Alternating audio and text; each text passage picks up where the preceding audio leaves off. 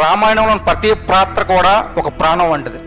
పాత్ర అనేది ఎందుకంటే ప్రాణం. ఎందుకంటే ప్రతి పాత్ర మన జీవితంలో ఎక్కడో ఒక చోట ఎప్పుడో ఒక చోట ఎదురవుతూనే ఉంటుంది.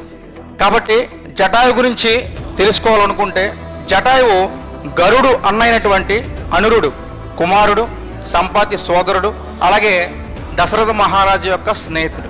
మరి రాముడు వారిని ఎదిరించే ధైర్యము రావణాసురుడికి ఉండదు. అప్పుడు తన ప్రాణమైనటువంటి సీతమ్మ వారిని అపహరిస్తే రాముడు బాధతో కుమిలిపోతున్న ఉద్దేశంతో సీతా అపహరణం అనేది జరుగుతుంది.